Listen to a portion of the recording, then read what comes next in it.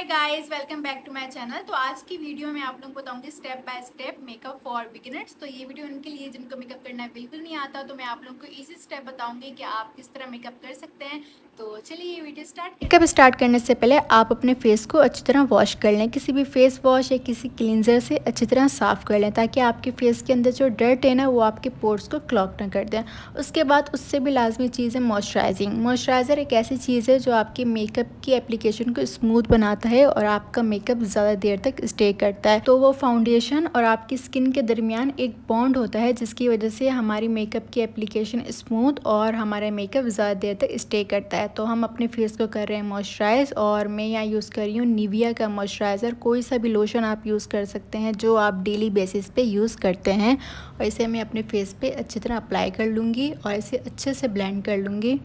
अब हम करेंगे प्राइमर अप्लाई। प्राइमर से होता ये है कि आपकी स्किन फ्लॉलेस लगती है, और उससे भी ज़्यादा ज़रूरी चीज़ कि हम अपने फेस पे जो भी फाउंडेशन, जो भी बेस अप्लाई करते हैं वो हमारी स्किन के अंदर जाके हमारे पोर्स को क्लॉग नहीं करता। तो प्राइमर बहुत ज़रूरी है, और प्राइमर से जो हमारी फाउंडेशन है ना वो बहुत अच्छे से ब्लेंड होती है।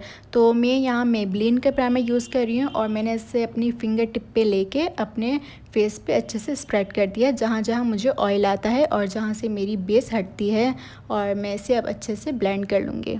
अब बारी आती है बेस की, और फाउंडेशन जो है वो आप अपने हिसाब से चूज़ करें। आप एक शेड लाइट और एक शेड डार्क भी यूज़ कर सकते हैं, लेकिन इससे ज़्यादा नहीं, वरना वो फिर दूर से बहुत अजीब लगती है और आपकी बॉडी के साथ मैच नहीं होती। और मेरी जो फाउंडेशन है वो एक शेड लाइट है, लेकिन वो कंसीलर से अच्छी तरह बैलेंस हो जाती है।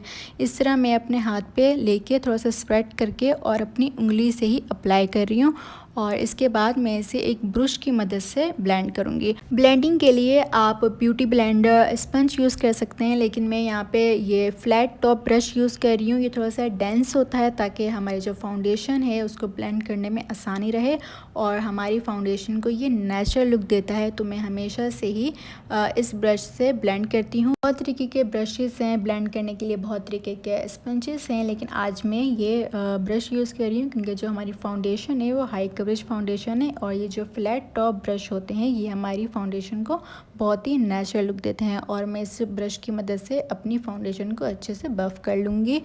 फाउंडेशन भी हमारे रियल लाइफ में एक फ़िल्टर ही है, जो हमारी स्किन को बहुत ही स्मूथ कर देता है, और हमारी जो स्किन है वो इवन टोन लगती है। अगर आप चाहते हैं आपकी बेस फ्लॉलेस लगे, तो आप अच्छी बेस यूज़ करें और शेड का ख्याल रखें। अगर आप पहली बार परचेज़ कर रहे हैं तो ऑनलाइन ना ख़रीदें, और अगर आप चाहते हैं कि आपकी बेस लॉन्ग रहे और अच्छे से ब्लेंड हो, तो आपने प्राइमर और मॉइस्चराइज़र, ये दो चीज़ें फाउंडेशन अप्लाई करने से पहले यूज़ करनी है। अब हम करेंगे अपने फेस को कंसीलिंग। बेसिकली हम इसे कंसीलिंग नहीं, हम इसे हाइलाइटिंग बोलेंगे, क्योंकि कंसीलिंग उसे कहते हैं जो हम फाउंडेशन अप्लाई करने से पहले करते हैं। और मुझे कंसीलर की इतनी ज़रूरत नहीं है, क्योंकि मेरे फेस पे ज़्यादा ब्लेमिशेस नहीं है, तो मैंने डायरेक्टली फाउंडेशन की एक कोट कर ली है, और अब मैं इसे हाईलाइट कर रही हूँ मिस रोज़ के कंसीलर से। कंसीलिंग के लिए मैं हमेशा मिस रोज़ का कंसीलर यूज़ करती हूँ, क्योंकि ये क्रीमी है और अच्छे से ब्लेंड हो जाता है। मिस रोज़ के सारे प्रोडक्ट बहुत अफोर्डेबल हैं और अच्छे हैं। तो अगर आप बिगिनर से आपको अफोर्डेबल मेकअप परचेज़ करना चाहते हैं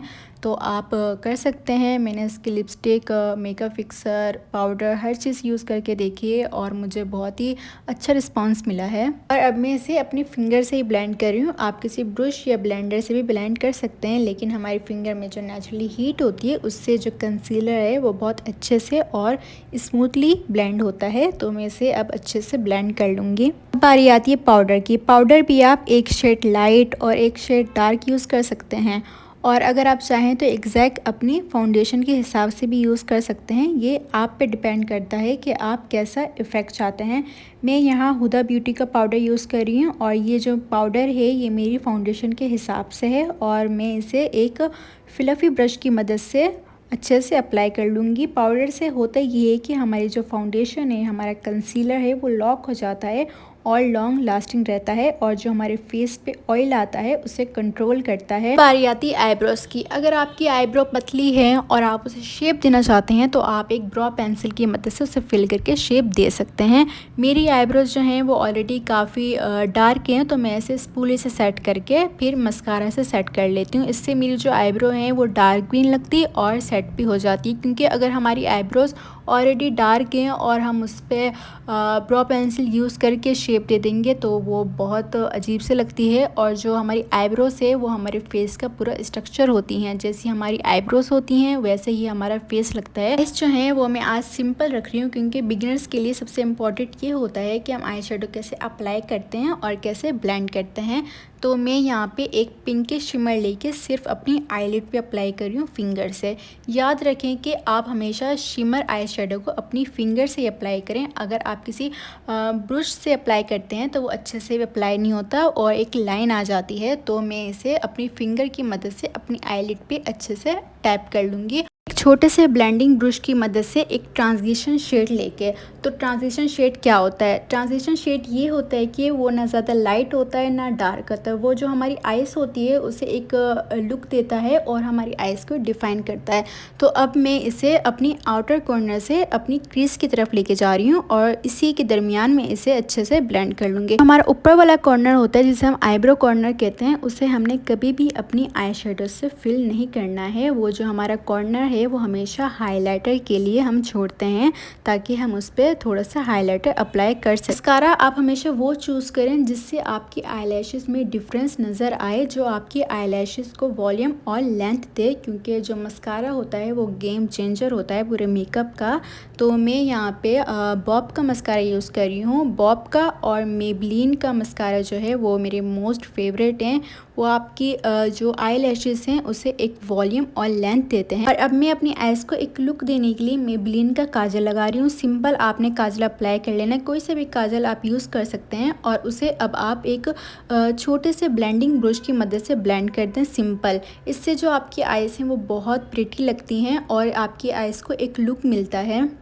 अब मैं क्रिस्टैन की कंटूर पैलेट में से अपने फेस को कंटूर कर रही हूँ। तो हम कंटूरिंग इसलिए करते हैं ताकि हमारा जो फेस है ना उसे एक स्ट्रक्चर मिले और हमारे फेस को एक ब्रॉन्जी लुक मिले, क्योंकि हमने फाउंडेशन, कंसीलर, पाउडर अप्लाई किया होता है जिससे हमारा फेस वो वाइट लगता है। तो कंटूरिंग से हमारा फेस ब्रॉन्जी लगता है। तो इसे अब मैं अपने फोरहेड, चीक्स और चिन पे अच्छे से अप्लाई कर लूँगी। अब बारी आती है ब्लश की। तो मैं यहाँ पे ब्लश प्लस हाइलाइटर यूज़ कर रही हूँ टीवी पार्लर का, जो मेरा फेवरेट है। और ये आपके चीक्स को एक बहुत ही प्यारा लुक देते हैं जिससे आपकी पूरी लुक चेंज हो जाती है। तो अब मैं इसे अपने चीक्स पे अच्छे से अप्लाई कर लूँगी। अब बारी आती है लिपस्टिक की। तो मैं हमेशा अपने लिप्स को एक पेंसिल की मदद से शेप देती हूँ ताकि हमारे जो लिप्स हैं वो डिफ़ाइन लगे। तो मैं यहाँ पे ग्लैमर की न्यूड पेंसिल से अपने लिप्स को शेप दे रही हूँ और उसके ऊपर मैं मिस रोज़ की लिक्विड न्यूड लिपस्टिक यूज़ कर रही हूँ। ये जो दो कॉम्बिनेशन है इससे आपके लिप्स बहुत ही प्यारे और जूसी लगते हैं।